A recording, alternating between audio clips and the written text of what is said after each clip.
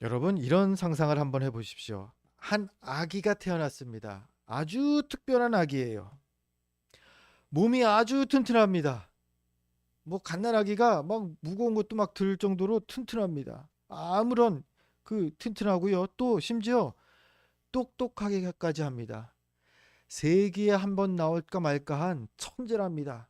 막 IQ 테스트도 뭐 이렇게 병원에서 했는데 정말로 똑똑한 아이. 한 번 보면은 그걸 뭐 바로바로 깨닫고 배우는 것도 엄청 빠른 아이.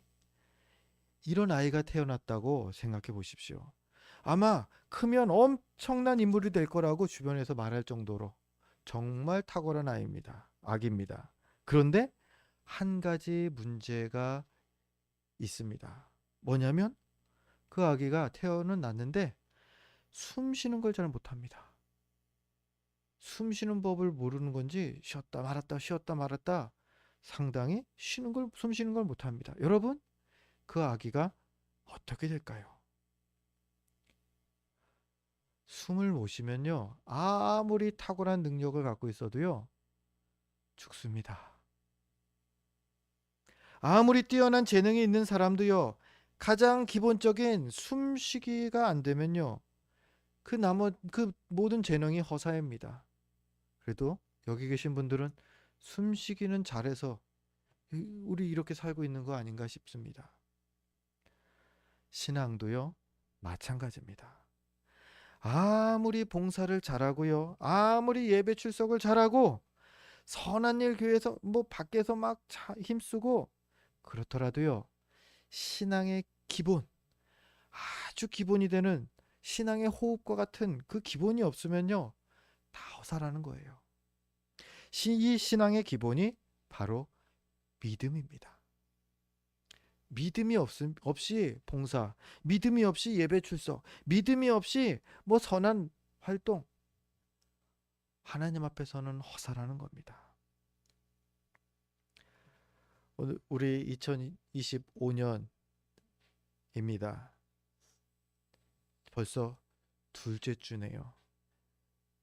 우리 지난주에 말씀부터 2025년 새해 나름의 비전을 같이 말씀 나눌 때 지금보다 더 주님의 기쁨이 되는 거, 이것을 우리가 같이 좀 얘기를 나눴습니다. 우리 예배 후의 찬양도 나 주님의 기쁨 되기 원하네, 이 찬양이죠. 지금도 주님의 기쁨일 텐데요, 지금보다 조금 더 주님의 기쁨이 되기를 사모하는 해가 되자 말씀을 나눴죠. 그러면 어떻게 하는 게 주님의 기쁨이 되는 걸까? 이것을 지난 시간에도 그 말씀을 나눴죠. 지난 시간에는 주님을 나의 피난처 삼는 것이 주님께 기쁨이 된다 말씀을 드렸죠. 그리고 오늘 말씀, 주님의 기쁨이 되는 것, 믿음입니다. 믿음을 가진 이가 주님께 기쁨을 드릴 수 있는 것입니다. 그러면 그런 질문이 듭니다. 뭘 믿어요? 뭘 믿는 건가요? 친구들 사이에서도, 뭐 가족들 간에도 나 너 믿어. 믿는다는 말 많이 쓰지 않습니까? 그럼 우리가 얘기하는 믿는다. 오늘 성경이 믿음이 없이는 주를 기쁘시게 하지 못한다 했는데 그 믿음은 무슨 믿음일까요? 친구 간의 믿음? 뭐 무언가 뭐 금전적인 관계에서의 믿음? 무엇을 믿어야 하는지, 성경이 말하는 믿음이라는 것이 무엇인지를 먼저 짚어봐야 되겠습니다. 두 가지를 오늘 히브리서 11장 6절에서는 말하고 있는데요. 첫 번째, 하나님의 계심을 믿어라. 히브리서 11장 6절이 그것을 말하죠. 우리 함께 다시 한번 읽어볼까요? 오늘 본문 11장 6절 말씀 함께 다시 한번 읽습니다. 믿음이 없이는 하나님을 기쁘시게 하지 못하나니 하나님께 나아가는 자는 반드시 그가 계신 것과 또한 그가 자기를 찾는 자들에게 상 주시는 이심을 믿어야 할지니라. 아멘. 두 가지네요. 하나님이 계신 것을 믿는 것과 자기 백성에게 상 주시는 이심을 믿는다. 두 가지를 믿는다고 합니다. 하나하나 살펴봅니다. 하나님의 계심을 믿는다. 이것은요, 너무나 당연한 얘기처럼 들리죠. 당연한 이야기지만요, 제일 먼저 하나님이 존재하신다라는 것을 믿는 거죠. 이 말을 달리 말하면요, 하나님께서 그냥 존재하는 게 아니라 영원 전부터, 태초부터 존재하셨다라는 믿음을 지금 이렇게 표현한 것이죠. 하나님이 계신 것. 그렇습니다. 하나님은 계시되 영원 전부터 항상 계신 분이시라는 것을 우리가 믿음으로 고백해야 합니다. 잘못된 그 주장을 하는 이들이 이렇게 얘기를 합니다. 아니, 하나님이 천지 만물 창조하신 건 맞습니다. 그런데 거기까지만 하셨고요. 그 다음부터는 그냥 자연의 법칙대로 그냥 돌아가게 그냥 내버려 두고 계시죠. 하나님이 얼마나 바쁘신데 일일이 이런 것까지, 내 사생활까지 그렇게 터치하시겠습니까? 라고 잘못된 주장을 하는 이들이 있다라는 겁니다. 하나님은 그냥 창조만 하고 아무것도 안 하신다라는 거죠. 마치 건전지를 시계에다가 꽂아 놓으면은 우리가 그냥 신경 안 쓰고서 그냥 계속 쓸 수 있는 거죠. 이 건전지가 달 때까지. 마치 그것처럼 이 세상을, 건전지를 딱 꽂아 놓고서 이제 방치해 두는 그런 하나님을 주장하는 겁니다. 우리는 그런 하나님을, 성경은 그런 하나님을 말하지 않습니다. 우리가 믿는 바, 성경이 말하는 바는요, 천지 만물을 친히 창조하셨을 뿐만 아니라 인류의 모든 역사를 친히 주관하시고 계신 분, 그분이 우리가 고백하는 하나님이시죠. 그분이 지금도 우리 가운데 역사하고 계실 것입니다. 이 확신, 지금도 하나님이 우리 가운데 있다, 나와 함께 계신다, 이 확신, 이 확신이 있는 이들은요, 기도합니다. 왜요? 왜냐하면 지금도 하나님께서 계시면서 우리의 기도를, 나의 기도를 들으시고 역사하는 걸 믿으니까요. 하나님이 지금 일하시지 않는다라고 주장하는 이들은요, 기도할 필요가 없죠. 뭐하러 기도합니까? 듣지도 않으시는 하나님, 응답하지도 않으실 하나님인데. 그런데요, 성경은 분명히 말합니다. 너는 내게 부르짖으라. 내가 내게 응답하겠고 내가 알지 못하는 크고 은밀한 일을 내게 보이리라. 구하고 찾고 두드리면 주님께서 열어 주시겠다, 응답하시겠다 분명하게 약속하시는 겁니다. 왜요? 하나님은 지금도 살아 계시기 때문에요. 그렇습니다. 우리 하나님은요, 영원전부터 항상 계신 분이십니다. 그리고요, 그뿐만 아니라 우리가 믿는 바는요, 그 하나님이 인격적인 존재시다라는 것을 또한 우리가 믿습니다. 여러분, 인격적이다라는 말은 무슨 뜻입니까? 사람처럼 생각하고 감정을 느끼는 존재다. 이게 인격적이라는 겁니다. 때로는 분노하기도 하고요, 기뻐하기도 하고요, 슬퍼하기도 하고요, 상대방에게 공감하기도 합니다. 그것이 인격적인 존재라는 그러한 의미죠. 로봇을 인격적이다 말하지 않습니다. 이런 감정을 느끼지 못하기 때문이죠. 성경은요, 우리 하나님께서 이런 인격적인 분이시다라고 수없이 말하고 있다라, 언급하고 있다라는 겁니다. 그래서 하나님이 인격적인 분이시냐를 논할 때요, 보통 성부 하나님 또는 성자 예수님을 그분들은 인격적이셔, 다 느낍니다. 다 성경에서 많이 봤어요. 그래, 하나님이 분노하시기도 하고 하나님이 측은히 여기시기도 한대잖아. 예수님께서 사람의 몸을 입고 오셔서 고프시기도 했고 슬퍼하시기도 하셨잖아. 너무 인격적이시지? 여기까진 돼요. 그런데 문제는 어디서 딱 걸리냐면 성령 하나님에서 딱 걸려요. 믿는 이들 가운데에도 성령 하나님을 인격적이지 않은 존재로 그냥 간과해버리는, 그냥 그렇게 이해해버리는 이들이 간혹 있다라는 겁니다. 아닙니다. 성령님도 인격적인 분이십니다. 예수님께서는 말씀하시죠. 이 땅에 계시면서 성령 충만을 받아라. 제자들에게 그것을 당부하고 승천하셨어요. 그런데 이 성령 충만이라는 단어, 이게 우리를 많이 헷갈리게 합니다. 성도들이 오해하게 만듭니다. 마치 성령을 어떤 능력이나 에너지로 그렇게 오해하게 만듭니다. 과거 부흥회 때 부흥사로 오시는 목사님들이 이런 거 표현 많이 쓰죠. 불 받아라, 불 받아라. 쉬 하면서 성령 받아라, 불 받아라 막 이러시죠. 이게 표현이 잘못된 것은 아닙니다. 성경적으로 이렇게 표현할 수가 있습니다. 충분히 해도 돼요. 그런데 문제는 오해할 수 있다라는 거죠. 잘 모르는 성도들이, 성령님에 대해서 잘 모르는 이들이 들으면은 마치 성령이 하나의 능력, 힘, 어떤 은사를 성령이라고 지칭하는 것처럼 오해한다라는 겁니다. 성령은 살아계신 하나님이십니다. 그리고 기쁨과 슬픔을 똑같이 느끼시는 인격적인 하나님이십니다. 로마서 8장 26절이 성령의 인격적인 모습을 우리에게 잘 설명하죠. 우리 주보를 보면서 로마서 8장 26절 말씀을 함께 읽겠습니다. 이와 같이 성령도 우리의 연약함을 도우시나니 우리는 마땅히 기도할 바를 알지 못하나 오직 성령이 말할 수 없는 탄식으로 우리를 위하여 친히 간구하시느니라. 아멘. 성령이 어떻답니까? 말할 수 없는 탄식을 하신답니다. 성령께서 우리를 위해서 기도해 주신답니다. 어떻게 해요? 우리를 공감하심으로, 우리 기도의 제목을 기억하심으로, 탄식하심으로, 안타까워하심으로.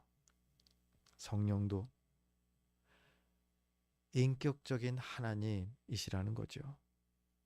이렇게 성부, 성자, 성령, 삼위일체 하나님은요, 항상 존재하셨고요.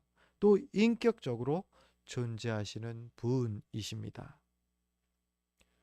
이 진리를 믿는 믿음, 이것을 믿는 믿음이 우리 주님을 기쁘시게 하는 그 믿음의 가장 기본이 되는, 마치 사람의 호흡과 같은 그러한 기본이 되는 그 고백이라는 거죠. 그래서 하나님의 계심을 영원전부터 항상 인격적으로 계셨다라는 그것을 우리는 믿어야 합니다. 또요, 오늘 말씀에서 믿음이 없이는 주를 기쁘시게 하지 못하나니, 이 믿음은 하나님의 계심을 믿을 뿐만 아니라 그 백성에게 상 주심을 믿는 믿음이라는 겁니다. 이게 무슨 뜻이냐면요, 구원의 상을 말하는 거죠. 구원의 상급을. 하나님께서 자기 백성을 구원하시는 구원자시다라는 것을 믿어야 한다라는 겁니다. 구원의 하나님, 구원을 그 백성들에게 능히 베푸실 만큼의 능력이 가득하신 하나님이시라는 걸 믿어야 한다는 겁니다. 여러분 아시다시피 귀신들, 사탄 능력 많습니다. 우리보다 정말 대단한 능력을 갖고 있어요. 영적인 존재이기 때문에요, 우리가 그들과 싸우면요 백전백패할 수밖에 없습니다. 우리는 그 영적인 존재를 싸워 이길 수가 없는, 그만큼 사탄과 귀신은 강한 존재들, 능력이 많은 존재들입니다. 심지어 예수님이 광야 시험 때 그 마귀가 옵니다. 그리고 3가지 시험을 줍니다. 그 시험 때 무엇을 제안합니까? 세상 부귀 영화를 다 예수님께 주겠다. 나한테 절해라. 제안할 정도예요. 뭐예요? 그만큼의 능력이 있는 거예요. 돈 내가 다 줄 수 있어. 뭐 권세도 다 줄 수 있어. 뭐 건강도 내가 고쳐줄 수 있어. 사탄도요, 다 해줄 수 있다라는 겁니다. 그런데요, 여러분, 분명한 것은 이 마귀 사탄은 구원만은 해줄 수 없다는 겁니다. 우리를 죄에서 구원하는 그 구원만큼은 결코 그가 할 수 없는 일이라는 겁니다. 오직 우리의 죄를, 이 문제를 해결하시고 구원에 이르게 하실 능력은 오직 삼위일체 하나님께만 있다고 성경은 분명하게 우리에게 증거합니다. 요한복음 14장 6절에서 예수님께서 우리에게 말씀하시죠. 주보를 보면서 요한복음 14장 6절 말씀 또 함께 읽겠습니다.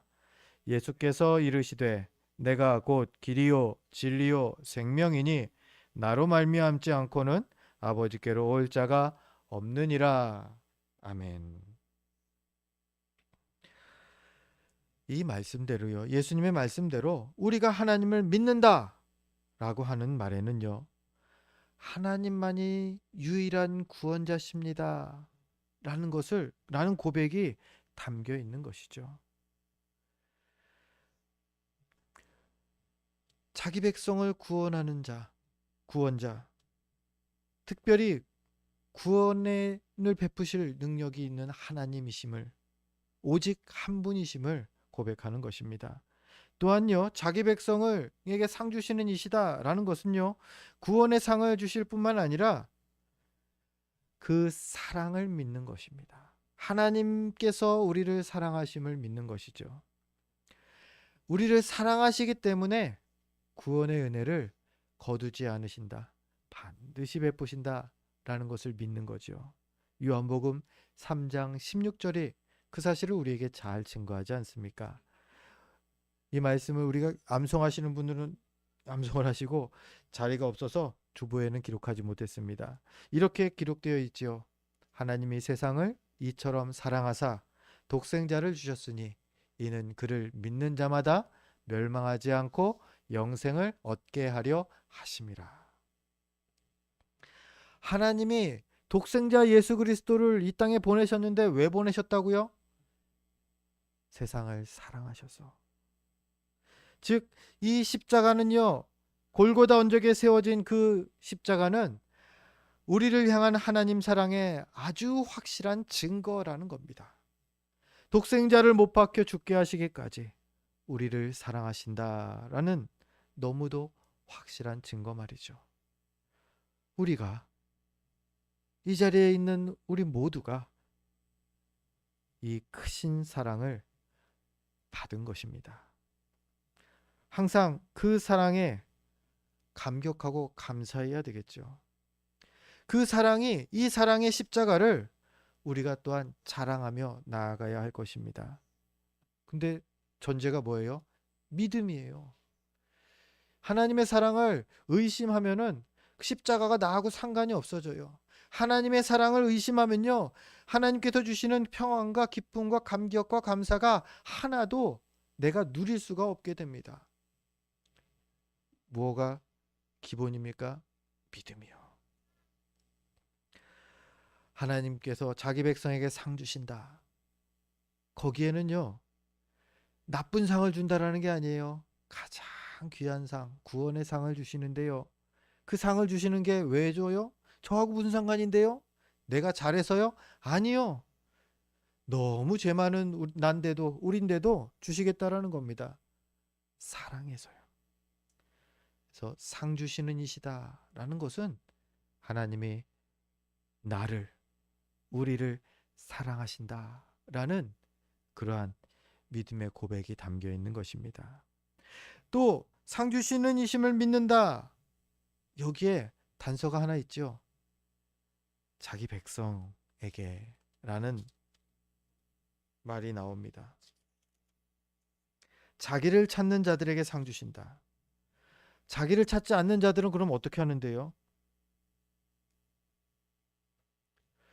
어떤 사람들이 또 이렇게 주장을 합니다. 잘못된 주장입니다. 성경적이지 않은 주장인데요. 신자든 불신자든 모두 구원받는다라고 주장을 합니다. 믿어도 구원받고 믿지 않아도 구원받는데요. 왜요? 요한복음 3장 16절 보니까 세상을 사랑하셨다고 하지 않냐. 믿는 자 안 믿는 자 다 사랑했다라는 뜻이다. 이렇게 해석하면서 주장하는 겁니다. 참 인류애가 넘치는 그런 주장이 아닐 수 없습니다. 하지만 성경적이지는 않습니다. 이건 너무 단편적으로만 본 내용이고요. 성경 전체를 보니까요. 모든 사람을 구원한다라는 것보다는 하나님께서 택하신 자들을, 자기 사람들을 구원한다라는 게 더 명확한 해석이라는 거죠. 요한복음 13장 1절입니다. 요한복음 13장 1절도 우리 주보를 보면서 같이 읽어보도록 하겠습니다. 세상에 있는 자기 사람들을 사랑하시되 끝까지 사랑하시니라. 아멘. 예수님께서 누구를 사랑하셨다고요? 자기 사람들을. 얼만큼요? 끝까지 사랑하셨다. 구원을 약속하실 때요.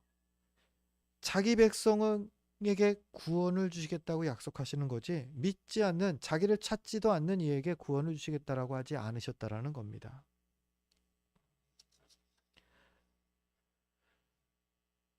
이런 거예요. 믿음으로 가는 길이 있습니다. 그 길이 예수님 오시기 전까지는 콱 닫혀 있었어요. 아무도 그 길을 찾아낼 수조차 없는 그 길이었습니다. 근데 예수님이 오셔서 그 길을 열어주시고 또 그 길로 오라고 그 길로 인도해 주시는 겁니다. 그래서 예수님을 찾고 찾아가는 이들은 그 길로 가게 되는 것이죠. 그런데 굳이 그 길을 안 가는 이까지 구원을 약속한다? 그런 적은 없으시다라는 겁니다. 그 대신에 이렇게 이해할 수 있죠. 구원의 문턱을 낮춰주셨다. 즉 성경이 말합니다. 주의 이름을 부르는 자는 누구든지 구원을 받는다고요. 너무 낮아지지 않았습니까? 율법대로 평생을 살아야 되고 뭐 이렇게 살아야 되고 저렇게 살아야 되고, 그게 아니라 그냥 예수님 믿으면 구원받는다. 이게 구원의 유일한 조건이 되어 버린 것이죠.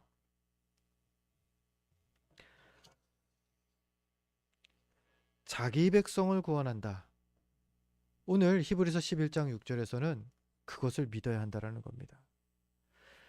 자기를 찾는 이에게 상 주시는 분이시지 자기 찾지 않는 이에게 또한 야, 너 그래도 상은 받아라. 아니요. 그러지 않다라는 거예요. 구원의 상은 주님을 찾는 이들에게, 주의 이름을 부르는 모든 이들에게 베푸시도록 준비되어 있다라는 거죠. 이것이 우리가 믿는 바입니다. 하나님의 계심과 자기를 찾는 이에게 상을 주시는 분이시다. 이게 우리가 믿는 하나님입니다. 그러면 이제 두 번째로 이런 생각을 해보려고 해요. 주님을 기쁘시게 한다. 믿음이 있으면 그럼 주를 기쁘시게 하는 거라는 말씀이잖아요. 그러면 주님을 기쁘시게 할 만큼의 믿음을 가진 사람은 어떤 삶을 살게 될까요? 첫 번째로 온전한 예배로 나아갑니다. 주님을 만나고 싶어하는 이들이 참 많습니다. 여기 우리도 다 그렇지 않나요? 우리 주님 뵙고 싶죠. 배우면 더 믿음이 굳건해질 것 같고 더 신실해질 것 같죠. 심지어는 믿지 않는 이들도 이런 얘기를 합니다. 이 주님이 오면은 주님 만나면 내가 주님 믿겠다. 교회 나가겠다. 이렇게 얘기도 많이들 합니다. 그래서 얘기합니다. 난 주님 만났는데요. 그러면 뭐라고 얘기합니까? 예수님 어떻게 생겼냐고 따지죠. 어떻게 생겼냐고. 눈, 코, 입, 귀 있냐고. 정말 만난 거 맞냐? 반문을 합니다. 그들이 생각하는 그 주님과의 만남, 이 만남은 직접 대면에서 보는 만남을 얘기하는 거죠. 아주 특별한 체험을 기대하는 그런 만남을 얘기하더라고요. 그런데요, 성경이 우리에게 가르쳐주는 주님께 나아가서 주님을 만나는 그 만남의 방법, 이게 뜻밖의 예배입니다. 이 예배가 주님을 만나는 이 예배당이 장소고요. 이 예배 자체가 주님을 만나는 시간이라는 겁니다. 마태복음 18장 20절에서 예수님께서 이렇게 분명하게 선언하십니다. 우리 주보를 보면서 또 마태복음 18장 20절도 함께 읽겠습니다. 두세 사람이 내 이름으로 모인 곳에는 나도 그들 중에 있느니라. 아멘. 주님의 이름으로 모여서 드리는 이 예배 가운데에 주님께서 함께 하신다고 하십니까? 안 하신다고 하십니까? 두세 사람이 모여도 함께 하겠다. 아유, 우리 교회가 작아서요. 주님이 조금만 오실 것 같아요. 이게 무슨 말도 안 되는 말입니까? 주님이 뭐 큰 교회는 매일 가시고 작은 교회는 한 달에 한 번 가시고 그러실까요? 아니라는 거예요. 그건 우리 생각이고요. 성경은 두세 사람이 모인 그곳에도 나는 함께 있다. 즉, 이 말씀대로 주님께서 지금 우리 예배 가운데 계신 겁니다. 문제는요, 이곳에 여기까지 와놓고서 주님을 내가 안 보려고 하는 게 문제입니다. 굳이 눈을 감고 있겠다고 합니다. 나는 안 봐도 돼요. 아유, 영적으로 어두워서 주님의 임재를 깨닫지 못하는 경우가 있을 수 있습니다. 또요, 이런 경우도 있습니다. 임재 자체를 방금 말씀드렸다시피 부정하는 겁니다. 더 확실한 다른 방법을 요구하는 겁니다. 환상을 요구하고요. 뭔가 기적을 체험하는 것을 요구합니다. 그래야 내가 만난 거다. 주님, 그래야 내가 만난 걸로 인정해 주지, 이거는 숫자에 넣지 마세요. 여러분, 우리 생각, 우리 기준대로 하면은 안 됩니다. 우리 신실하신 하나님께서는 약속의 분명한 말씀대로 우리가 모이는 모든 순간에 우리와 항상 함께 계십니다. 그래서 예배야말로 우리가 주님께 나아가는 가장 분명한 방법이고 주님을 만나는 최고의 방법인 것입니다. 기적과 환상, 그렇게도 우리 주님 찾아오십니다. 하실 수 있으신 분이셔요. 불가능한 거 없으신 분이시죠. 그런데요, 기적과 환상을 쫓을 시간에 예배에 더 집중하는 게 주님께서 더 기뻐하시는 모습인 것이죠.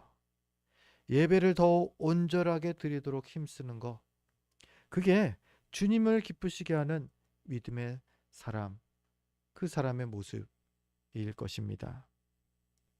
요한복음 4장 23절에 이렇게 또 예수님 말씀하시죠.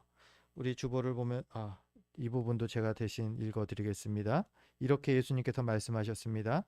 아버지께 참되게 예배하는 자들은 영과 진리로 예배할 때가 오나니 곧 이때라. 아버지께서는 자기에게 이렇게 예배하는 자들을 찾으시느니라. 주님이 우리에게 원하시는 것은요, 특별한 체험을 경험해라, 무언가 기적을 경험해라, 그게 아니라요, 온전한 예배를 드려라. 그 온전한 예배자를 심지어 찾고 계신다고 하십니다. 얼마나 갈급하시면요, 얼마나 안타까우시면요. 그래서 더 주님의 기쁨 되길 소원하는 여러분,